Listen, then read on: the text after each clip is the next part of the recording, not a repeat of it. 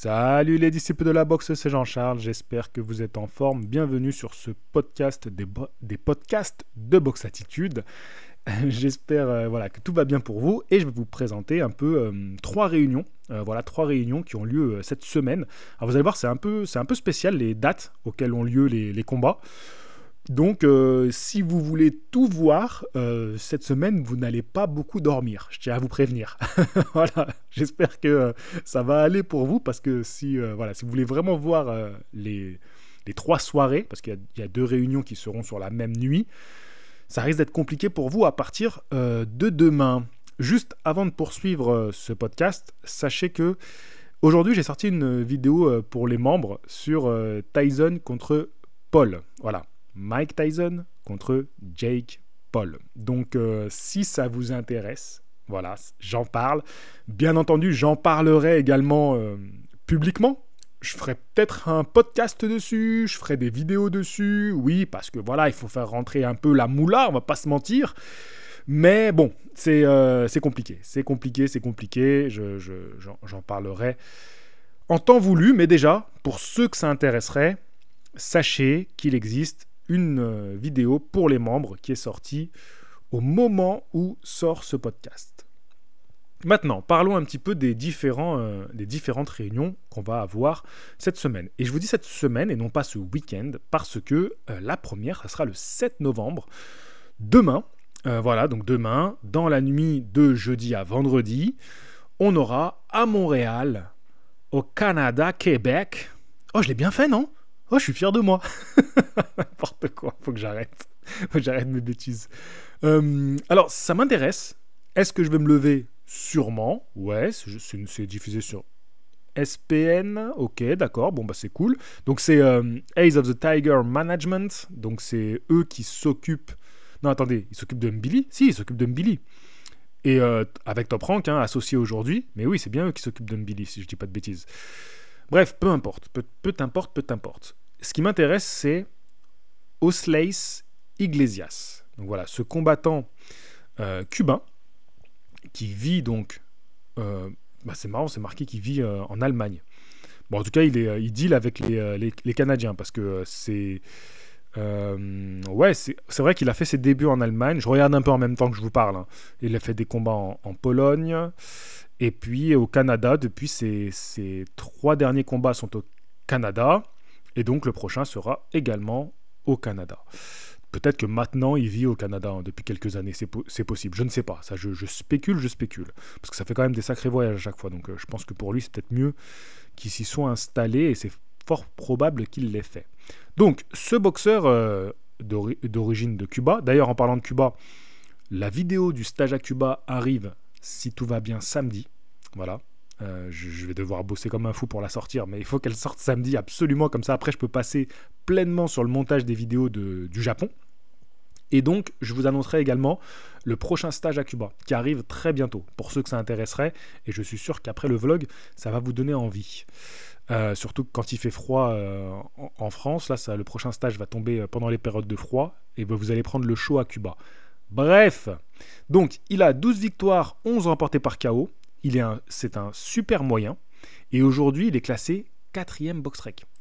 4e box-rec, c'est-à-dire que, je vais vous donner le top 5, Pacheco, Iglesias, Mbili, Munguia et Canelo. Voilà, ça c'est le top 5. Donc clairement, là, on parle du top de cette catégorie.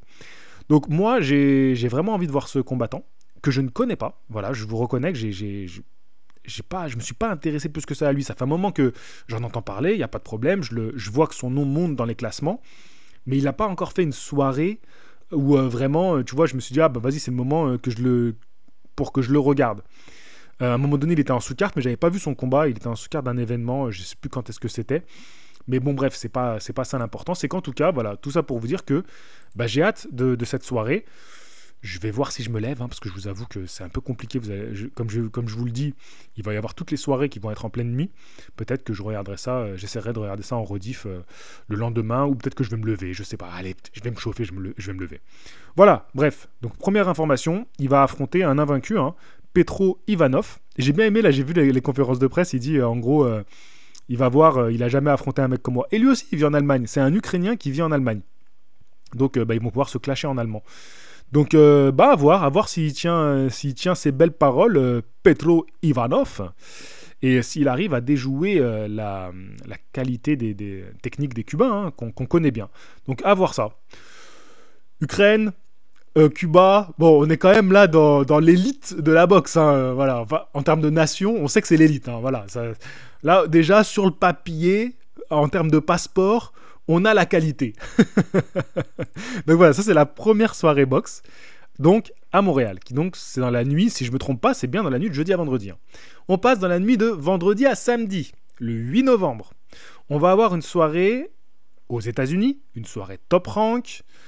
Et là, la tête d'affiche, c'est Keishon Davis contre Daniel Lemos. Gustavo Daniel Lemos. Intéressant, donc Keishon Davis, il continue de monter, léger, catégorie de fou furieux, vous le savez. Aujourd'hui, c'est un top 10, Keishon Davis, mais pour moi, il a encore rien vraiment prouvé. Excellent boxeur, il n'y a rien à dire. Hein. Mais chez les professionnels, vous savez ce que c'est les légers. Pour moi, il a toujours pas eu son vrai nom dans la catégorie. Donc, ça va être un combat intéressant, que j'ai hâte de voir. J'aime bien, voilà, je regarde évoluer Keishon Davis, donc à voir. Dans la même soirée, je tiens à dire quand même, Abdullah Mason, je trouve ce combattant formidable. C'est un peu mon coup de cœur de cette nouvelle génération. C'est un jeune combattant, Abdullah Mason, hein, très jeune. Keishon Davis aussi, il est jeune, mais Abdullah Mason, il a seulement 20 ans. Top Rank est en train de bien le monter. Il boxe régulièrement. Il boxe que dans des cartes pas mal. Bon, là, un peu moins ces derniers temps. Celle-là, c'est pas une carte de fou. Mais voilà, régularité, beaucoup de combats. Il est dans la catégorie des légers lui aussi. Donc voilà, cette catégorie, elle est exceptionnelle. Il y a de quoi faire, il y aura de quoi faire. Voilà, c'est super, c'est super. Donc les deux noms à surveiller dans la même catégorie. Donc moi, c'est les deux combats, particulièrement ces deux combats-là, ces deux noms-là qui m'intéressent dans cette carte.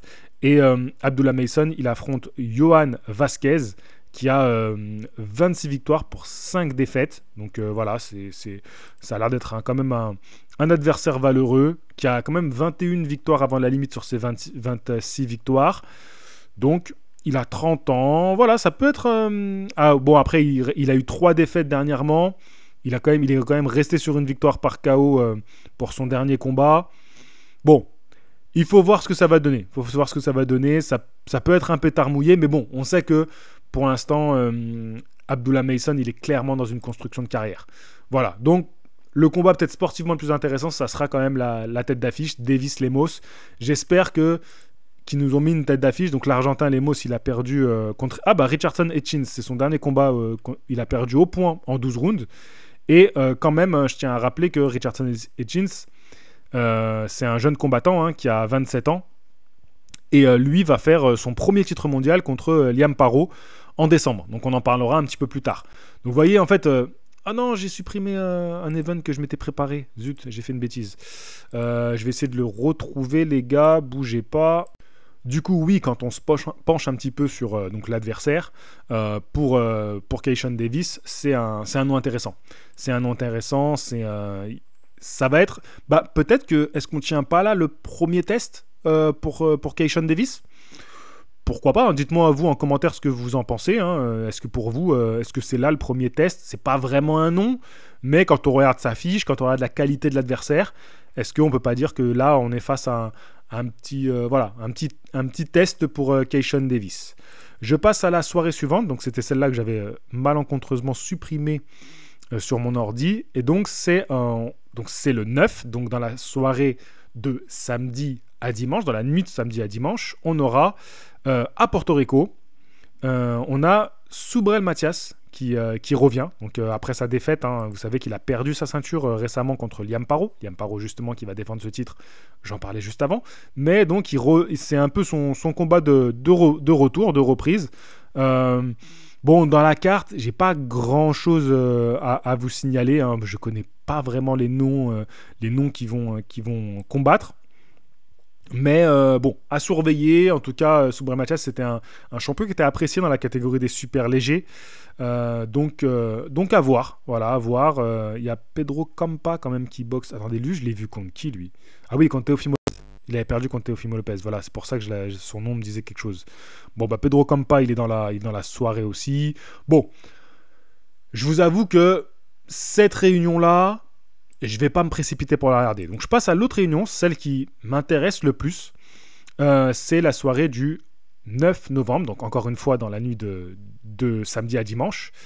C'est une soirée Matchroom cette fois-ci. Et alors, j'ai beaucoup aimé la promotion autour de cette soirée parce que ils ont fait toute une promo, une communication autour des deux noms de la soirée. Donc, pas le combat principal ou le Common Event, non, ils ont pris les deux noms de la soirée, donc Jaron Ennis et Jesse Rodriguez, donc les deux champions de cette carte. Jaron Ennis, qui est très certainement le plus populaire des deux, qui est champion IBF des poids Walter, et Jesse Bam Rodriguez, qui est champion WBC des Super Mouches, Superfly, je crois que c'est Super Mouche, si je ne me trompe pas. Et qui va affronter Pedro Guevara. Et oui, Jaron Ennis, c'est un combat revanche contre Karen Choukadzian, voilà, qui lui avait tenu tête. Donc, il le réinvite à la fête. Voilà, c'était en 2023 qu'il s'était affronté. Il a été une défaite au point de Choukadzian, donc l'Ukrainien Choukadzian, qui a très certainement des origines arméniennes. Par la suite, lui, il a enchaîné les victoires. Et donc, Jaron Ennis, de son côté, donc, est-ce qu'il avait le titre déjà à ce moment-là? Non, c'était un titre intérimaire. Donc, il gagne au change, l'Ukrainien, parce qu'il revient, il a un combat revanche, et en plus, cette fois-ci, pour un titre. Donc, entre-temps, Jaron Ennis, il a récupéré une ceinture mondiale, voilà, qu'il a gagné lors de son... c'était aussi contre David Avanessian, contre un Arménien. Donc voilà, est-ce que les Arméniens vont se venger? Est-ce que c'est la revanche des Arméniens contre l'Américain? On ne sait pas, on verra ça ce week-end. Non, en tout cas, bon, sans plaisanterie, vous savez que, bon, même si là, c'est pas des combats hyper attractifs, c'est des combattants qui le sont. C'est des combattants qui sont spectaculaires, qui sont kiffants à regarder, que ce soit Bam Rodriguez, que ce soit Jaron Ennis. C'est pas encore des combattants qui ont la popularité qu'ils mériteraient. Donc je pense que ce genre de carte, ce genre de soirée, c'est bon pour eux. C'est vraiment bon pour eux. Et en tout cas, moi, je leur souhaite de pouvoir briller, d'être performants. Attention, c'est pas forcément des combats gagnés d'avance. Chaque combat est dangereux.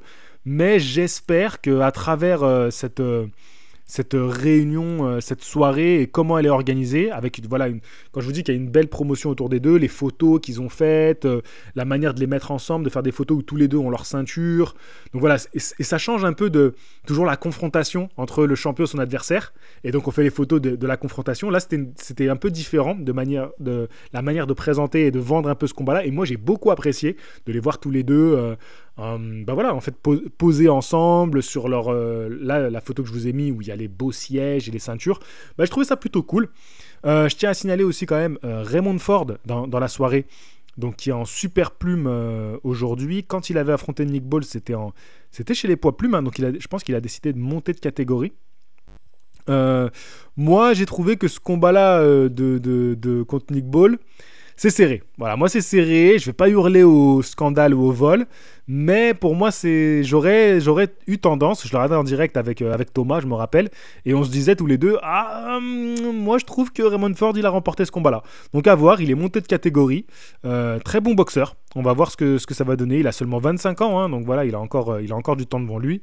Et il y a Khalil Coe qui combat aussi le boxeur de New York, que vous avez très, très certainement vu tourner sur les réseaux, où il échange avec Pereira, le combattant de MMA de l'UFC, et il le surclasse en boxe. Et donc ce combattant qui est un mi-lourd, donc qui a signé chez Matchroom depuis peu. Moi je l'avais vu combattre à New York lors d'un stage Boxing Culture, et je l'avais même vu sparrer avec des gars des stages, des gars qui faisaient les stages quand ils avaient un suffisamment bon niveau. Ils avaient vu sparrer avec lui. C'est vraiment un bosseur, Khalil Coe.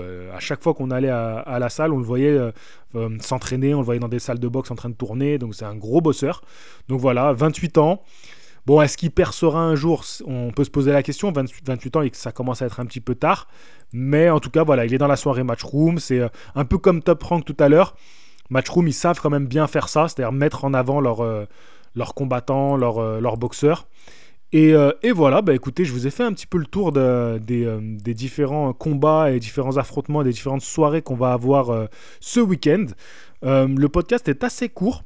J'ai potentiellement une autre idée de podcast ou de vidéo et on verra si je vous fais un podcast un peu plus tard sur l'autre idée que j'ai. Voilà, sur ce, je vous dis à la prochaine. Fighting!